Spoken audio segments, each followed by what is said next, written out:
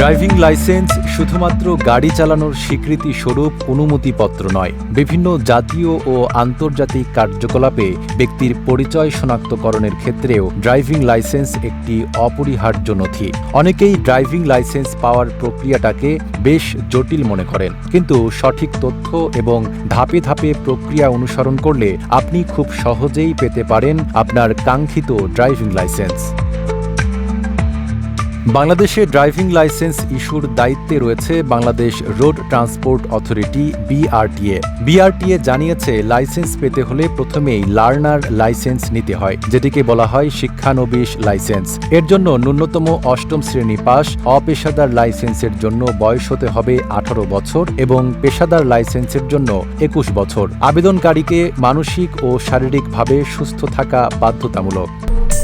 আরে cart up কেনাকাটা level up করতে এলো cart up. Best deals, authentic products আর ফাস্ট ডেলিভারি পেতে ডাউনলোড করুন কার্ট আপ অ্যাপ। আবেদন প্রক্রিয়া: প্রথমে অনলাইনে নির্দিষ্ট ওয়েবসাইটে গিয়ে লার্নার লাইসেন্সের জন্য আবেদন করতে হবে। অনলাইন ফর্ম পূরণ করে ছবি, মেডিকেল সার্টিফিকেট, জাতীয় পরিচয়পত্র ও ইউটিলিটি বিলের স্ক্যান কপি সহ প্রয়োজনীয় কাগজপত্র আপলোড করতে হবে।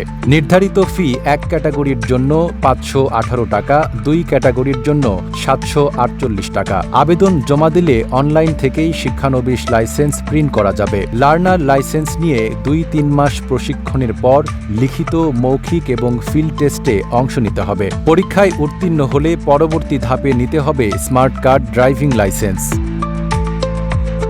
এ পর্যায়ে প্রয়োজন হবে নির্ধারিত ফর্মে আবেদন, মেডিকেল সার্টিফিকেট, জাতীয় পরিচয়পত্রের সত্যায়িত কপি, পাসপোর্ট সাইজ ছবি এবং ফি জমাদানের রসিদ। পেশাদার লাইসেন্সের জন্য দিতে হবে পুলিশ ক্লিয়ারেন্স রিপোর্ট। পরীক্ষা পাশের পর সংশ্লিষ্ট সার্কেল অফিসে আবেদন করে বায়োমেট্রিক্স পদ্ধতিতে ছবি, স্বাক্ষর, আঙুলের ছাপ দিতে হবে। লাইসেন্স প্রস্তুত হলে SMS এর মাধ্যমে গ্রাহককে জানিয়ে দেওয়া হয়।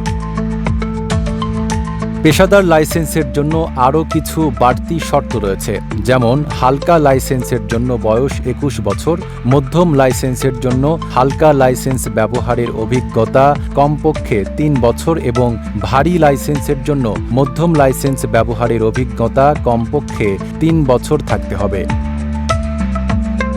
সবচেয়ে গুরুত্বপূর্ণ বিষয় হল, বিআরটিএ সতর্ক করে জানায়, অনলাইনে মিথ্যা তথ্য দিলে লাইসেন্স বাতিল সহ আইনগত ব্যবস্থা নেওয়া হবে। নাইম আরাবী, ঢাকা পোস্ট।